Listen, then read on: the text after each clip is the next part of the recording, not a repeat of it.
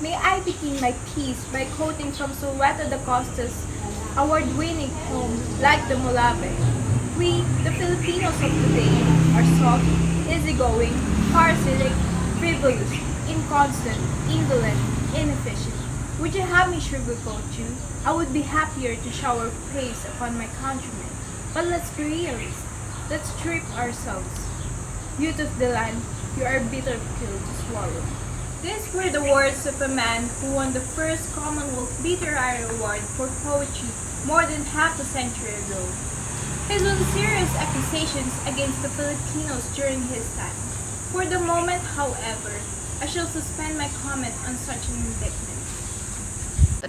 My fellow contestant on stage, distinguished members of the Board of Judges, ladies and gentlemen, for this year, our theme is the Filipino culture amidst globalization. Perhaps it immediately befits us to first ask two questions. The first is, what do we mean by the word culture? If we read the books, the term culture is given a highly complex and technical meaning that behooves only the scholars among us. Without the meaning to be simplistic, I would risk to understand it simply as way of life. The Filipino culture therefore refers to the Filipino way of life, his worldview, his integrated pattern of knowledge, belief, and behavior, which have developed through the ages and which the succeeding generations are expected to imbibe unless drastic and radical interventions come into play. The second question that needs clarification is, what is globalization? I shall attempt to answer this question using a historical point of view.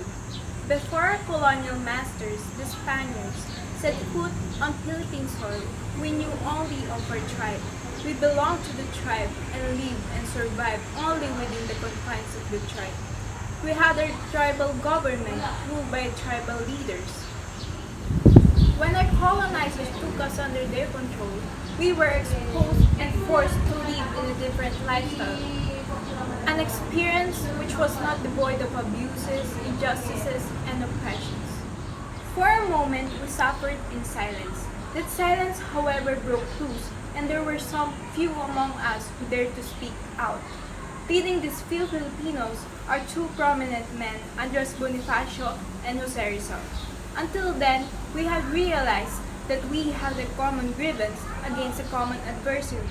Our tribe, therefore, found the important and immediate need to band together and combine forces to fight the enemy. In the end, a nation was formed. This is what we know today as the Filipino nation.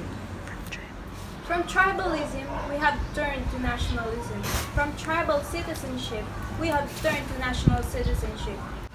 But today, there is more than being just a citizen of a country. We are now a living witness to what erstwhile was a reality to the science fiction that we read in the past.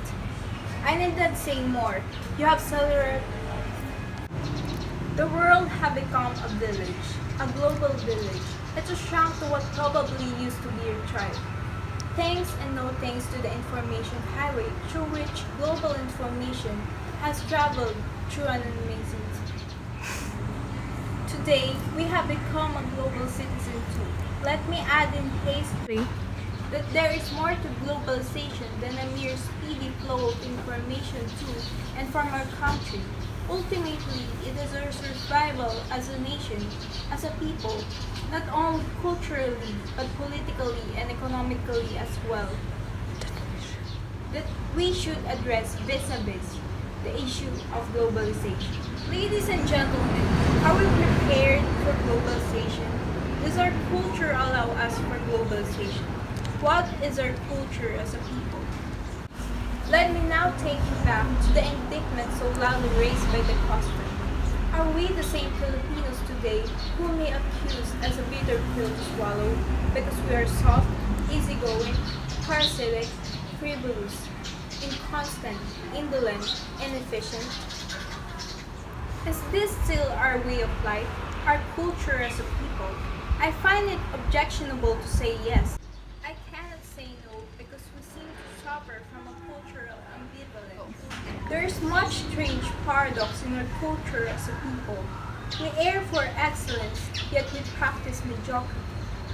We love our freedom, yet we persevere and suffer in silence from oppressions and injustices. We condemn graft and corruption, yet we ourselves are grafters and corrupt. We desire to climb upward, yet we ourselves are part of the anarchy and chaos. We possess the capability to build, yet we use it in deconstruction. We report for work, yet we play while we work. Globalization is a competition for survival among nations. It is a survival of the fittest among men.